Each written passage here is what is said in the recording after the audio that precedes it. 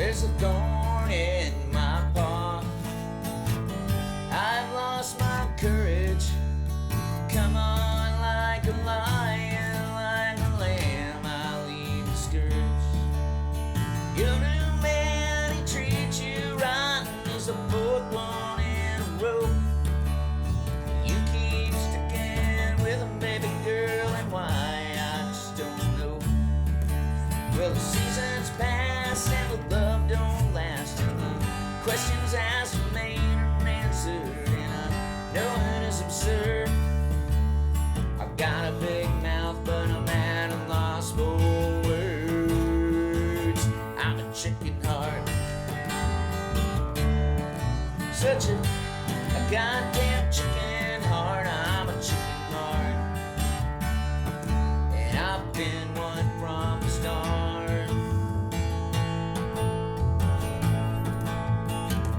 First you build my heart, you build it up with air, then it popped apart. So now I never go there. I stand there like a scarecrow, and I watch as you get ravaged. Your old lead soul can't turn to gold in this modern world so savage. The seasons pass and the love don't last. Questions asked remain unanswered, and I know it is absurd. I've got a big mouth, but I'm at a loss for words. I'm a chicken heart, such a lily-livered chicken heart. I'm a chicken heart, such a confused chicken heart. I'm a chicken heart, and I've been one from the start. Well, the yellow brick road's made out of fool's gold. There's a crock of shit at the end of the rainbow. Fairy tales and unhappily ever after, and the best laid plans always in a disaster. Your enemy feeds and clothes you while your lover treats you wrong. Sympathy, irony, alchemy, and poetry, all right here at the end of the song. And seasons pass and the love don't last. Questions asked remain unanswered, and I know it is absurd. I got a big mouth, I got a really big mouth. I said I got a big mouth, and I'm at a loss for words. I'm a chicken heart, such a discombobulated chicken heart. I'm a chicken heart, such a bamboozled chicken heart. I'm a chicken heart, and I've been one from the start.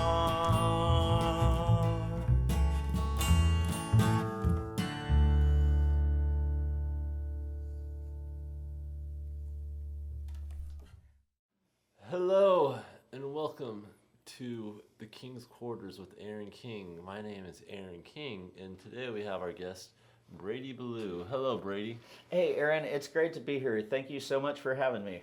Thank you for being here with us. So you just heard a song of Brady's. Can you tell us about this song, Brady? Yeah, the last one that we did was that Sad Robot? Or was that the Chicken Heart song? It'll be Chicken Heart will be the first one, and then the second one will be... Fantastic. Okay, so... Every single podcast has that same conversation of which one did we do first, Well, which one did... And you know, it's fantastic because, you know, if you lose track of which song that you really like to sing and play, and it's like, oh, was it this one? Was it that one? Was it 1045? Was it Working in Connecticut? It's like... You know, if you have to think back about which song was it that I had to play, like that's not a bad problem. Not a bad problem. I'm terrible at song names. To me, it's all just numbers. It's like, oh, it's the one numbers and letters. It's the one in G, G with 1, 4, 5, 6 something. I don't know. 3 chords and the truth. I don't know. I just think in keys, man. Yeah, no, it's wonderful and it's really fun, but. As much as I love to write songs and as much as I love to sing original music, that song was written by a bandmate of mine out in Rapid City, South Dakota, western South Dakota, and Wyoming.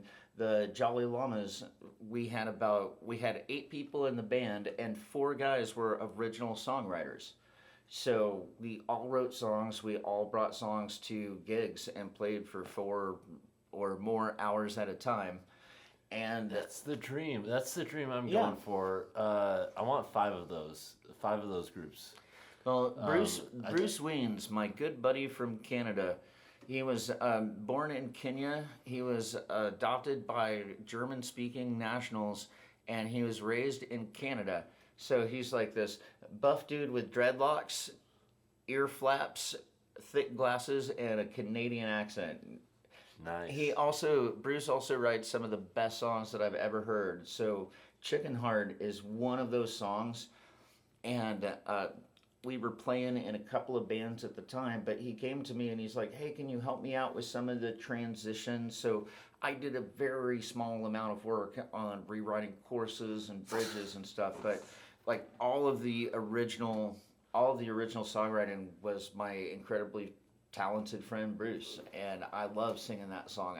It's like we all have an arrangement. Take any song of mine that you like, you can go and play it in front of as many people as you wanted to. Take it right to the top, I say. I'm going to do that. Sorry, I laughed because I noticed halfway through you talking that you're I'm still still- holding the What am the I supposed clapboard. to do with my hands? Yes. So yeah, that's the story of Chicken Heart. It was written by Canadians for the early 2010 popular underground roots movement. Awesome. And so that's what the song's about. But let's hear more about you. What can you tell us about yourself, Brady? Because I'm sure a lot of these people out here don't know who you are. Oh, And Aaron. the goal is to make everyone famous, right? We're trying to Aaron, be famous. You know how I hate it when people ask me to talk about myself. He's really shy. Yeah, sometimes I really have to come out of my shell. But the long and short of it is this. It's 2022, I think, the year, and I'm 45 years old, and I was born and raised in Chestnut Ridge, Spokane, Missouri, Christian County. My whole life, my grandparents had 9 kids, and 7 of those kids had 2 or 3 kids, so I am the 22nd youngest of 22 grandkids on my dad's side. My mom's side of the family, also from the same town, only had 6 brothers and sisters, and so I only had 9 first cousins on my mom's side, and that was the smaller side of the family. So yeah, I grew up here, and I love it. So you always got everything you wanted growing up. No. You didn't have to learn how to share or Oh yeah, or of course. get along. Of course you do. I'm attempting sarcasm.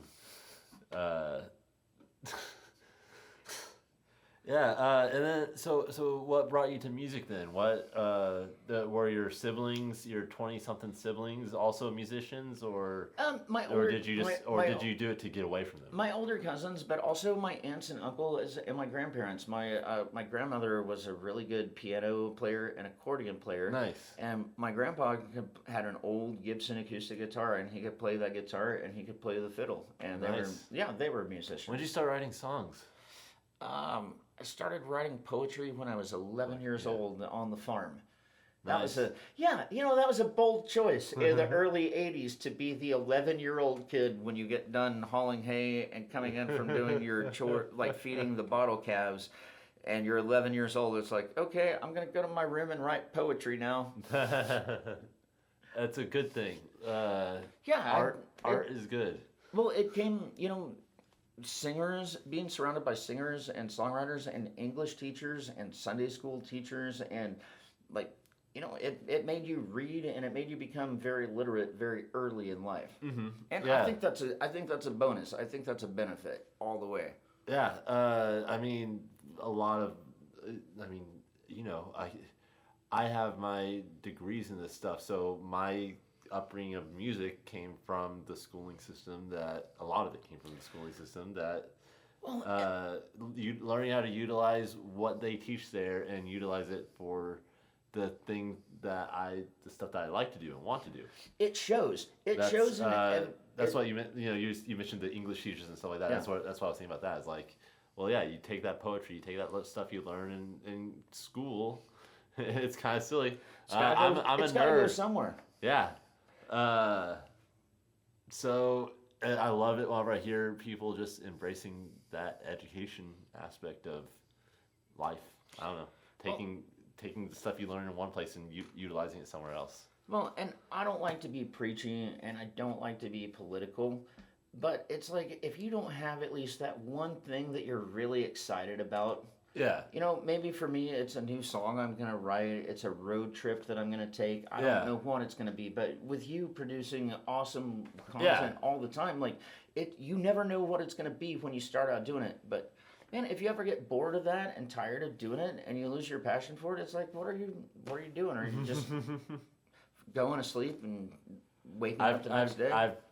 I've done that. I stopped, and then because I got overloaded with all this stuff. And, it's a lot. But then you come back, you take a rest, and then you come back because there's nothing else to do. Well, and you need, and it's at times like that you need people encouraging you, just like you're encouraging people to get out there and play their best. It's like that goes both ways. Yeah. It's like you need somebody to be like, hey, Aaron, you're doing an awesome job. I appreciate that. This is a great studio, and God, this is just so much fun. I mean, that's the goal is so that we can keep having fun. I mentioned to you before this is like, I got to pitch what I'm doing here on my podcast. I want musicians to be able to put out their art for songwriters. Me, I'm not a songwriter. It's really, really hard for me. I don't write the poetry. I never. Whenever I was younger, composer. Whenever I was younger, I didn't get into the poetry aspect, but I've always adored it. I've loved songwriting. Well, I wish I could write scores like you do. It's almost like soundtracks. If you have a theme going on in your mind, you can put together all the elements that make it sound really beautiful, like an instrumental soundtrack. I wish I could do that. Lots of listening, and studying. Yeah. Well, it shows. Yeah. Whatever you work at is what you'll become good at. And that's the real truth of it. Whatever you can say, either whatever it tends to be either things that you're encouraged at, because that's good. You're gonna follow after things that you're encouraged to do, obviously. But at the end of the day, I think many of us have these things that's like, what, this is the thing that I want to do, and sometimes you just gotta say, screw it, I'm gonna do that thing. Doesn't matter if I'm good at it, doesn't matter if I'm bad, it doesn't matter if people like it, doesn't matter if people don't like it, I'm going to do it. Absolutely. And then that's, I don't know, some hippies or something would call that your higher self or something. Well, and it kind of sounds like Maslow's hierarchy pyramid. Starts with basic needs and moves up to self-actualization. Dude, I'm all into all that kind of stuff. I know all those charts.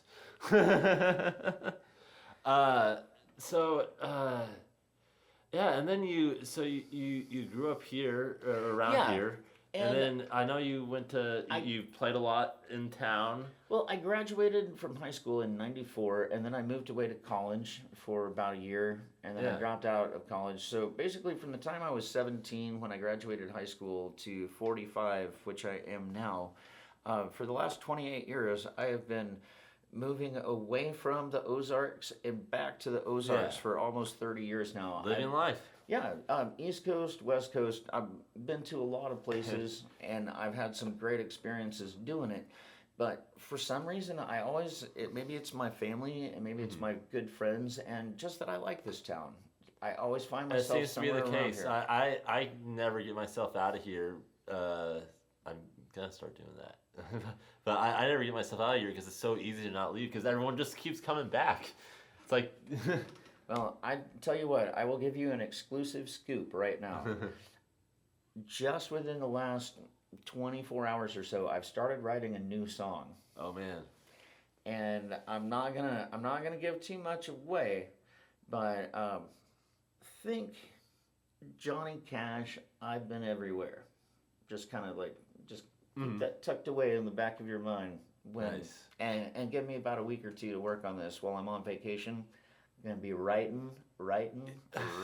Good. I always quote the Paul McCartney quote. I think I've quoted it on this exact podcast more than one time, and this is the 4th episode.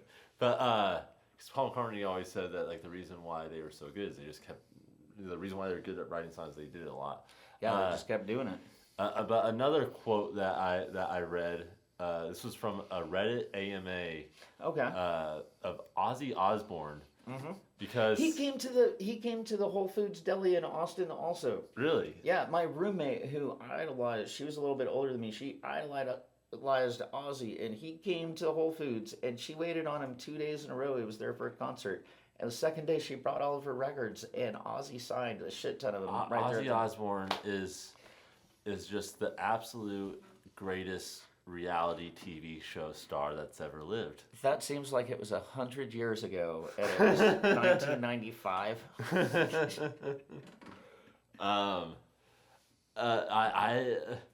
That was, I was trying to think of something funny to say, but I think that might be a statement that I can stand by. I never met him personally, but you know, my older roommate in Austin at the time, like it was the thrill of her life. Like she. Oh, I bet. Yeah. Yeah, and she was like, yeah, he's coming back tomorrow. Yeah. He loves our vegan wraps or whatever it was that he was ordering there, and she's like, tomorrow I'm bringing my records. And yeah, to his credit, the Ozman signed a whole bunch of them. That's amazing. Anyway, but yeah, it was a Reddit AMA, and someone kind of asked him just what advice or music career advice, and he basically says like you can never have enough songs. Like he's not wrong. So seriously, and that's why I'm trying to convince all these musicians that I'm always around. Originals are hard, and you have to make yourself super vulnerable when you're creating them. Yep. But eventually, once you start doing it, it's almost like you can't turn it off. Yeah. It's like a faucet that just doesn't have an off switch. Yeah. So I love that, and also that's just like that's really what this is all about. I remember I heard a quote one time about something about like the difference between being an artist and an artisan. Like Okay. yeah. But you know, just the sense of like, are you creating or recreating? Yeah. Like and an artisan was somebody that you might see like putting the structures together, where an artist might be just the person who's designing what it's supposed who's to imagining look like. and like Yeah. I kind of get that if I'm close. Yeah. I want to. I also. And I'm just thinking about these goals that I have with this whole studio, because of course I'm putting out. You've mentioned I put out these cover videos, but my whole thought is I want people to produce their original music. I want them to gain an audience, because I want us all to be rock stars, and we're not going to become rock stars if we're not creating and actually being artists that's pulling out of nothing. Exactly. Instead of pretending to be these people that already did it. Like, I mean, we don't have to reinvent the wheel, obviously, of course not. But let's be creative. It's of paramount importance. Let's do so. Let's make cool stuff. I don't know. That's all we're here for, right? Is creation. Dude, I couldn't agree more with you. Seriously, that's the whole reason that I'm here. That's the reason why sorry, I'm gonna get a little too philosophical here, but it's like what? Hey, it's your show. What purpose in life do we have other than to create something? Yeah. Like something that we want to stamp be it music, be it poetry, be it art, be it a human being. Career. Yes, be it whatever a career. Whatever it is that you want it to be. A legacy. It's important to create. Well, it's like we were talking about earlier. You know, you have a really good talent and a desire, a passion to produce things and put things together. And I'm a guy that I have a passion to just like write down stupid stuff that comes into my head and hope that it rhymes occasionally. And I love what I do, and I like to think that it shows in my songs that I love what I do. And anytime that you're playing along or adjusting levels and lights and stuff like that, it shows that you really love what you do. And if we ever get tired of doing that, why are we doing it at all? I mean, yeah. Why else are we here? Exactly. Because I think about that all the time. Just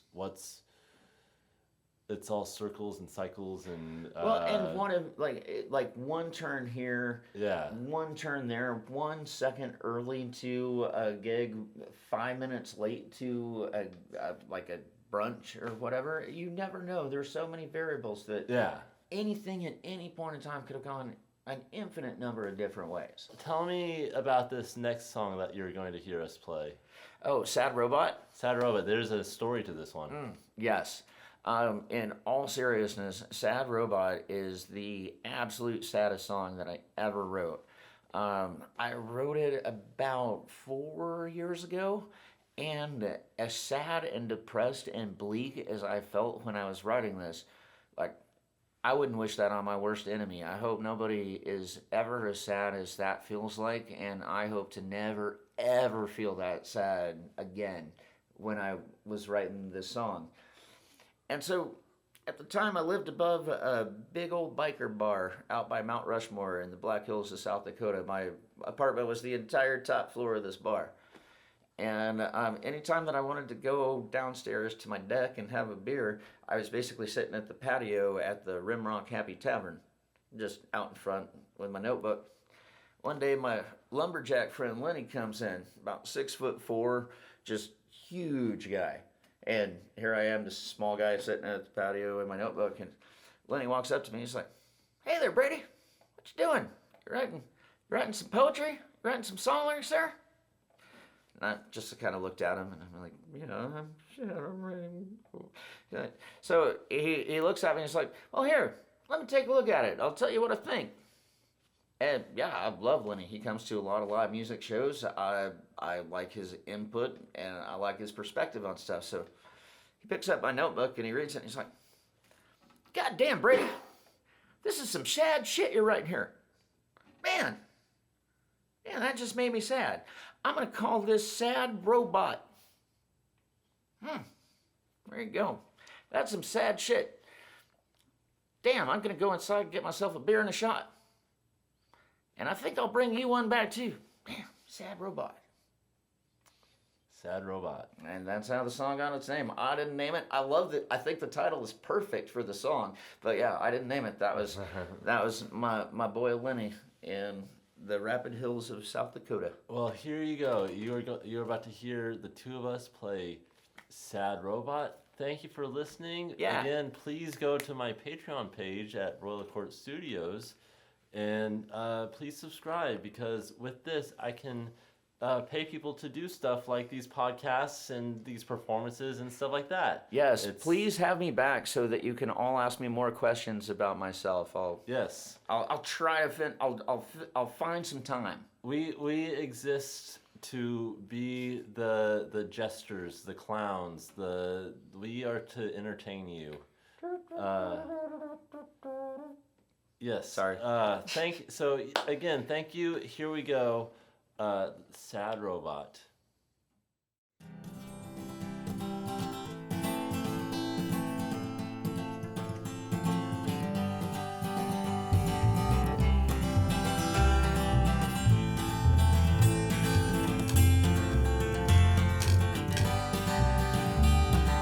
Last night was our last fight. We both said things we didn't mean. You left me to my vices, I left you to your devices. You're not you and I'm not me when we're machines. So turn me on, then turn me on. How I wish the human heart had a switch, but yours is undetected and mine is just affected. Sometimes I wish that you were not such a glitch in my system. We both talk, we don't listen. We want action, but we both lack the nerve. So we reset to a state of misery, where we blame each other endlessly. We both wind up getting just what we deserve. I am not served. All those harsh words that were spoken, all those promises were broken. I'm ashamed and I'm amazed that you'll forget me. This is not how I was made.